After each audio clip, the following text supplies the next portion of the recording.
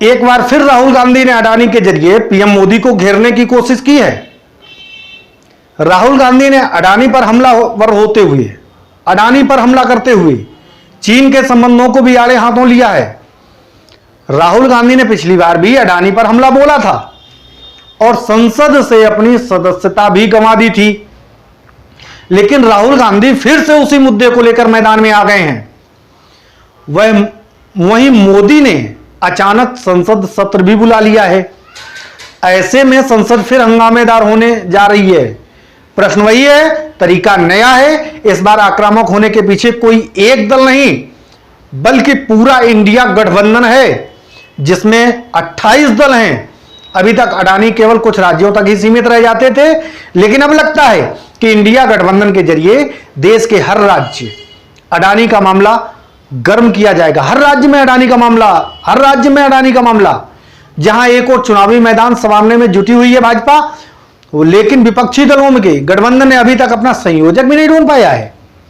जो भाजपा को हराने की बात करते हैं उनमें अपना कोई नेता तय नहीं है, लेकिन सभी दलों के त्याग की भावना को देखते हुए यह लगता है कि सभी ने अपना मन बना लिया है कि राहुल गांधी के नेतृत्व में ही चुनावी मैदान सजाएंगे।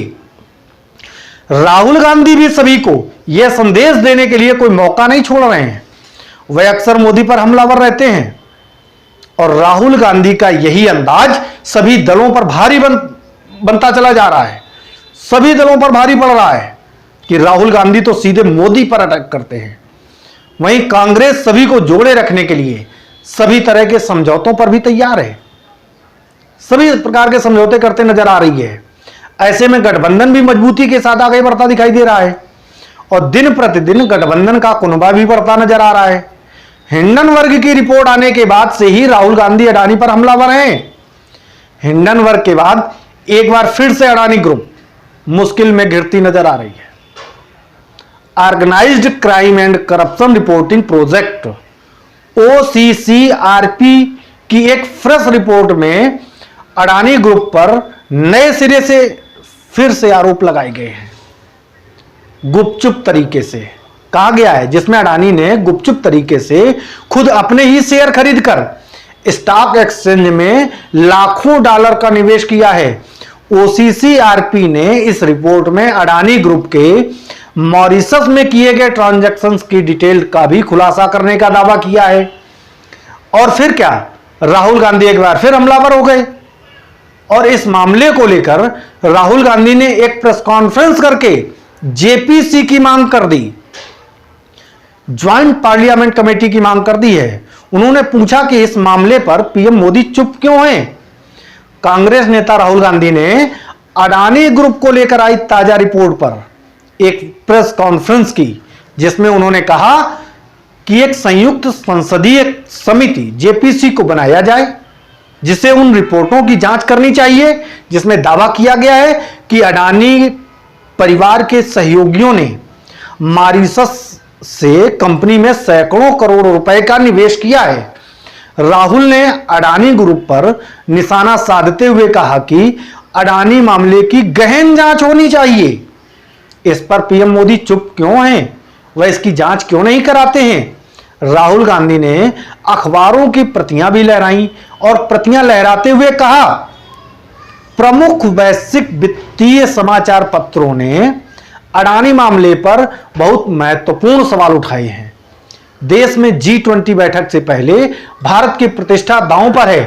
पीएम मोदी को कार्रवाई करनी चाहिए और अडानी मामले की जांच भी करानी चाहिए। कांग्रेस नेता राहुल गांधी ने गुरुवार को अडानी ग्रुप के मामले को लेकर केंद्र सरकार पर तीखा हमला बोला है।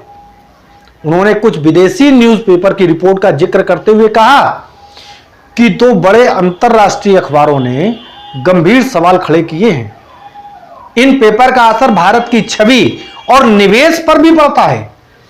उन्होंने कहा कि पीएम मोदी का एक करीबी, गौतम अडानी का बिना नाम लिए एक करीबी ने बिलियन डॉलर का इस्तेमाल शेयर के लिए किया है। सवाल उठता है कि यह किसका पैसा है, अडानी का है या किसी और का है। इसकी जांच होनी चाहिए। कांग्रेस के पूर्व राष्ट्रीय अध्यक्ष राहुल गांधी ने निशाना साधते हुए कहा कि पीएम मोदी चुप क्यों हैं। G20 के नेता आने वाले हैं जो सवाल पूछेंगे कि एक कंपनी स्पेशल क्यों है आपके लिए। बेहतर होगा उनके आने से पहले इन सवालों का जवाब दिया जाए। मामले में जेपीसी जांच की जरूरत है। उन्होंने पूछा कि पीएम मोदी और अडानी का क्या रिश्ता है। जांच एजेंसियां अडानी ग्रुप की जांच और पूछताछ क्यों नहीं कर रही हैं। हम पारदर्शिता की बात करते हैं। G20 से पहले भारत की प्रतिष्ठा दांव पर है। दरअसल नई दिल्ली में 9 और 10 सितंबर को G20 शिखर सम्मेलन होना है। राहुल गांधी ने दावा किया कि इस मामले का मास्टरमाइंड गौतम अडानी का भाई है। गौतम अडानी का भाई कौन? विनोद अडानी। इसमें 2 विदेशी लोग भी शामिल हैं। अब सवाल है कि इन विदेशी लोगों को भारत के आधारभूत ढांचे में अहम भूमिका निभाने वाली कंपनी के शेयर से छेड़छाड़ करने की इजाजत कैसे दी गई।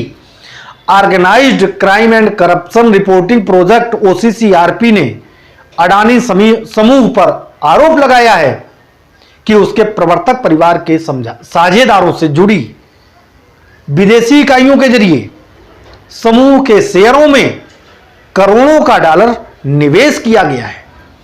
लेकिन भाई यह भी जान लीजिए कि इस मामले में अडानी ग्रुप का क्या कहना है। क्या कह रहा है अडानी ग्रुप? तो आपको बता दें कि अडानी ग्रुप ने इन सभी आरोपों को एक सिरे से खारिज कर दिया है। अडानी समूह ने एक बयान में OCCRP की रिपोर्ट को बेवकूफ और हिंडनबर्ग की रिपोर्ट को पुनर्जीवित करने के लिए विदेशी मीडिया के एक वर्ग के समर्थित सोरोस वित्त पोषित हितों के एक प्रयास को बता दिया गया। ये दावे 1 दशक पहले ही बंद हो चुके मामलों पर आधारित हैं, जब राजस्व खुफिया निदेशालय DRI ने अधिक चालान, विदेश में धन हस्तांतरण, संबंधित पक्ष लेन देन और FPI के जरिए निवेश के आरोपों की जांच की थी। एक स्वतंत्र निर्णायक प्राधिकारी और एक अपीलीय न्यायाधिकरण दोनों ने पुष्टि की थी कि कोई अधिक मूल्यांकन नहीं था और लेन देन लागू कानून के तहत, यानी कि लेन देन कैसे थे? कानूनी नियम के आधार पर थे।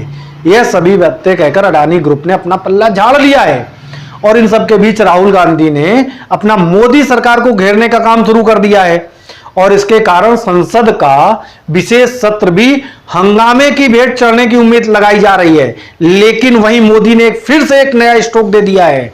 मोदी ने संसद के विशेष सत्र के लिए रामनाथ कोविंद पूर्व राष्ट्रपति के नेतृत्व में 1 नेशन 1 इलेक्शन के तहत एक कमेटी बनाकर हंगामा खड़ा कर दिया है और विपक्ष को फिर से सोच समझ करके एक नई रणनीति के तहत संसद में आने के लिए चुनौती दे दी है। आइए आज की बात को हम यहीं विराम देते हैं। नमस्कार।